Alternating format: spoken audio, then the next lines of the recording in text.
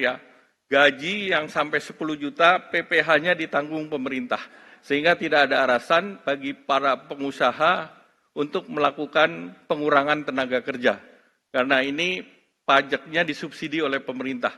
Sehingga kita bersama-sama dengan pengusaha untuk kita bertahan sambil mencari market baru di dalam situasi yang tidak pasti tersebut.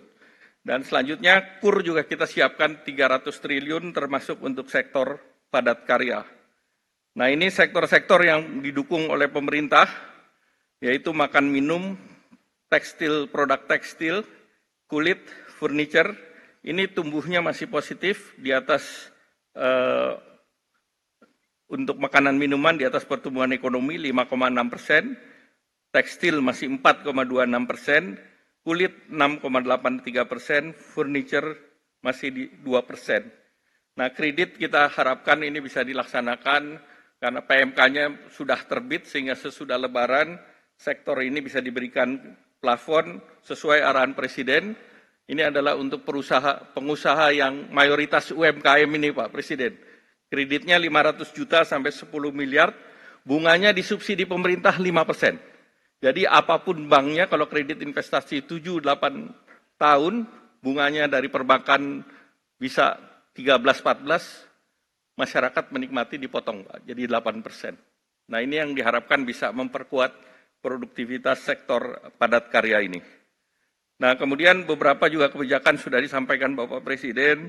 Devisa hasil ekspor memang murni untuk memperkuat cadangan devisa kita. Dan kalau ini full dilaksanakan, maka ini bisa mencapai di atas 100 billion.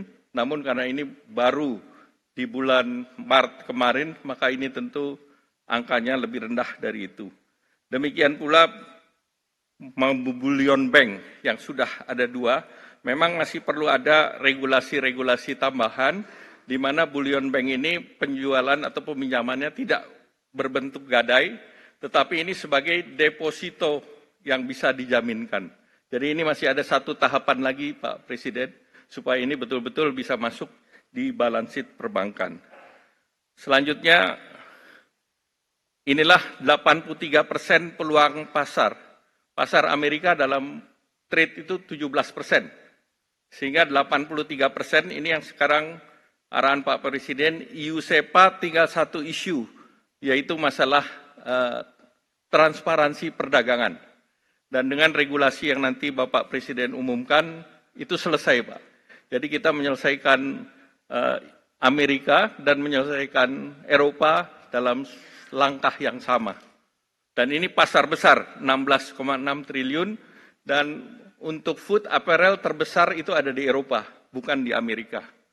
Kemudian juga RCEP itu yang basisnya ASEAN Plus, itu juga kita perlu dorong karena ini adalah inisiatifnya Indonesia.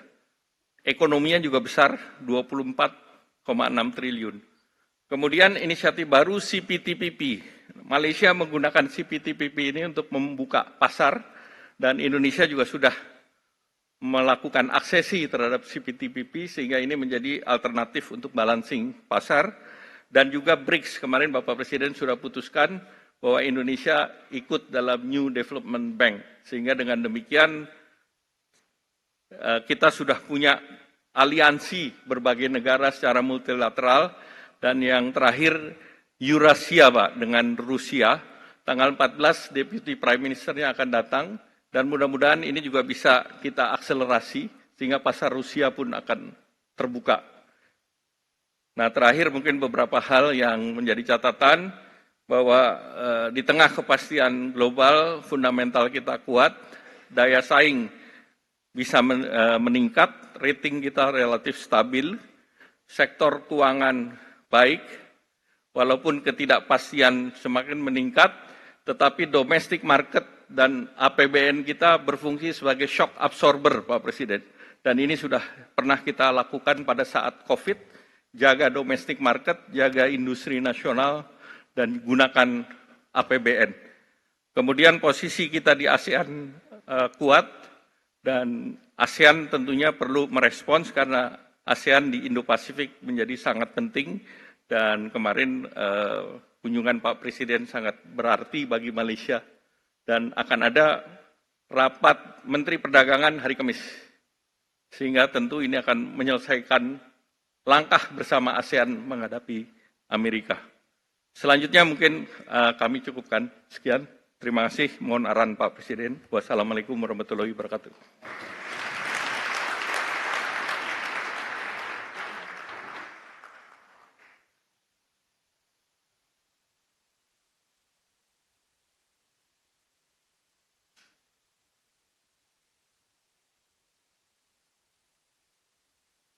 Jelajahi cara baru mendapatkan informasi. Download Metro TV Extend sekarang.